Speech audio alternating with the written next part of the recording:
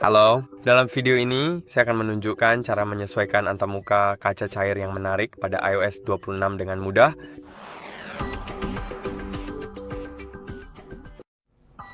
Mari kita mulai dengan ikon aplikasi di layar beranda. Anda dapat melihat bahwa ada beberapa seperti aplikasi di sini dan semuanya memiliki gaya kaca cair transparan untuk saat ini. Namun Anda dapat mengubahnya dengan menekan dan menahan layar beranda pada sebagian ruang kosong atau pada suatu aplikasi hingga aplikasi tersebut mulai bergoyang. Lalu klik edit di pojok kiri atas dan masuk ke kustomisasi. Sekarang Anda bisa mengaturnya ke default sehingga ikon akan tampil penuh. Gelap dan mode gelap bisa diatur ke selalu atau otomatis.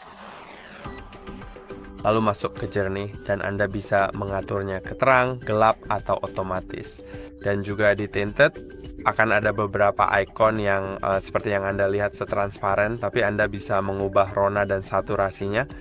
Anda bisa secara otomatis menyesuaikan warna dengan wallpaper atau menggunakan alat eyedropper untuk memilih warna dari wallpaper yang ingin Anda sesuaikan dengan ikon. Lalu jika Anda pergi ke sini, Anda akan melihat pilihan terang, gelap, atau otomatis. Dan saya akan tetap menggunakan yang jernih. Saya benar-benar menyukainya untuk saat ini. Ya, mari kita lanjut ke hal berikutnya yang bisa Anda kustomisasi saat Anda menggeser ke bawah dari kanan atas layar Control Center. Dan untuk menyesuaikannya, cukup klik tanda plus di pojok kiri atas dan sekarang Anda berada di menu kustomisasi. Anda bisa dengan mudah mengubah ukuran ikon jika diinginkan. Anda bisa mengubah ukurannya menjadi kotak, ubin panjang seperti ini, atau ubin kecil. Sekarang Anda juga bisa menghapus ikon dengan mengklik tanda minus. Anda bisa menempatkan ikon di mana saja yang Anda mau, dan jika ingin, Anda juga bisa menambahkan kontrol lain. Jadi, mari kita coba tambahkan sesuatu seperti kamera. Dan itu juga bisa diubah ukurannya, tentu saja. Jika Anda mau, Anda bisa menggeser ke bawah untuk pergi ke halaman lain, untuk membuat halaman baru di Control Center. Lalu cukup klik tambah kontrol dan pilih kontrol yang ingin Anda tambahkan. Saya akan menambahkan pemutar musik hanya untuk menunjukkan bagaimana Anda bisa mengubah ukurannya, karena ukurannya bisa diubah dengan cara yang berbeda dari ikon lainnya. Anda bisa lihat tampilannya bisa seperti ini. Anda juga bisa mengaturnya ke tampilan favorit saya, yaitu tampilan yang lebih lebar ini. Saya suka bagaimana gambar albumnya di sini besar, tapi tidak terlalu besar, dan pemutarnya juga besar, tapi tidak terlalu besar. Anda juga bisa mengubah ukurannya menjadi seperti ini, tapi ini membuat Anda tidak bisa melihat gambar albumnya dengan jelas. Dan Anda juga bisa mengubah ukurannya menjadi tampilan penuh di seluruh halaman, tapi menurut saya itu memakan terlalu banyak ruang. Tapi silakan sana atur sesuai dengan keinginan pribadi Anda. Lalu Anda juga bisa dengan mudah melihat konektivitas dan ada ubin besar yang didedikasikan khusus untuk konektivitas. Anda bisa dengan mudah mengubah ukurannya menjadi dua pilihan, yaitu tampilan penuh atau tampilan kecil. Tapi saya tahu ada beberapa orang yang tidak suka tombol konektivitas ini, jadi yang bisa Anda lakukan adalah klik tambah kontrol, dan alih-alih tombol konektivitas ini, tambahkan kontrol terpisah seperti mode pesawat, data seluler, hotspot pribadi, airdrop, dan sebagainya sehingga Anda memiliki kontrol tersebut. Anda tidak perlu masuk ke bagian konektivitas. Dan itulah yang sebenarnya saya atur di halaman pertama saya di sini, yaitu Anda bisa melihat mode pesawat, Bluetooth, Wi-Fi, data seluler, dan tidak ada tombol konektivitas itu sendiri. Dan sekarang mari kita bahas hal lain yang bisa Anda sesuaikan. Sesuatu yang baru di wallpaper layar kunci.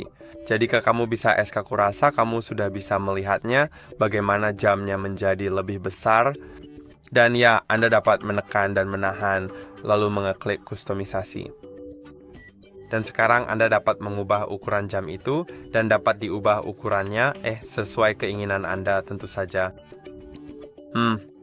Lalu jika Anda menggeser notifikasi keluar nanti, notifikasi tersebut sebenarnya akan memperpendek jam ini.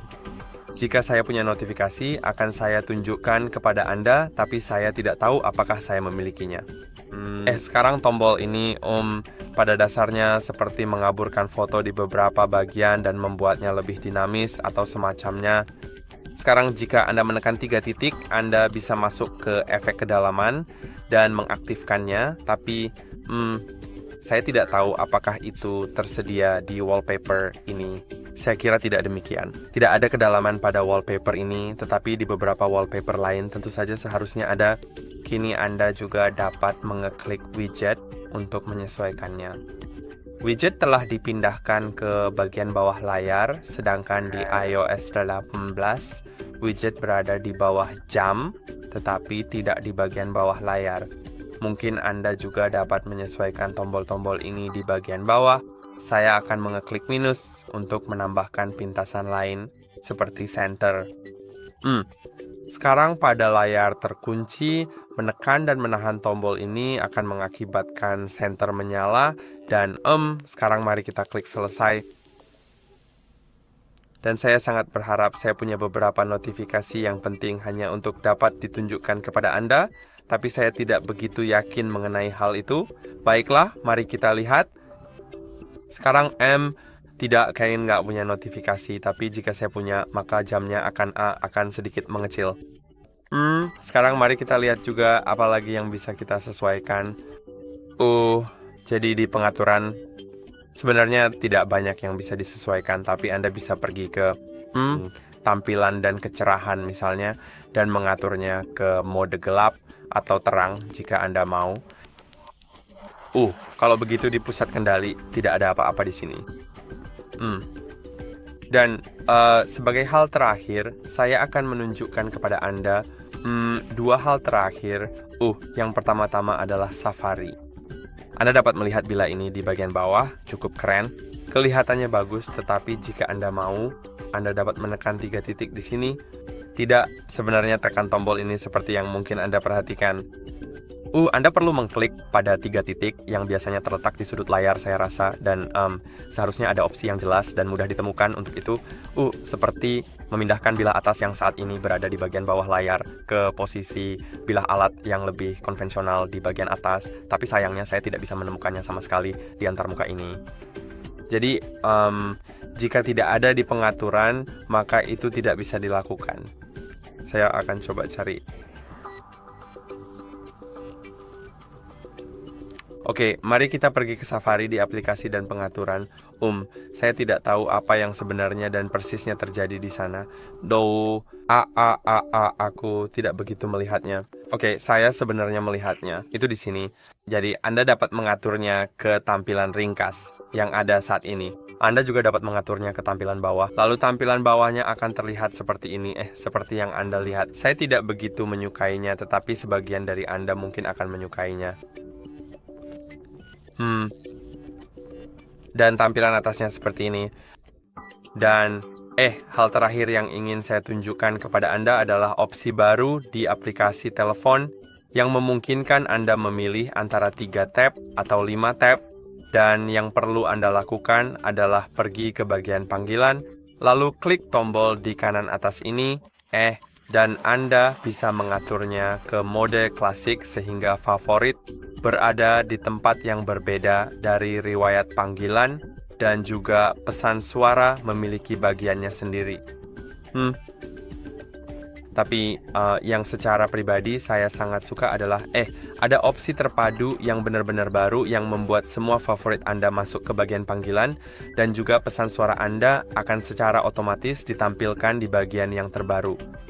Jadi, apapun yang Anda sukai, dan jika Anda masih ingin melihat pesan suara secara terpisah, maka pada panggilan Anda cukup klik tombol sortir di pojok kanan atas dan buka pesan suara. Sekarang Anda akan melihat pesan suara Anda di sini.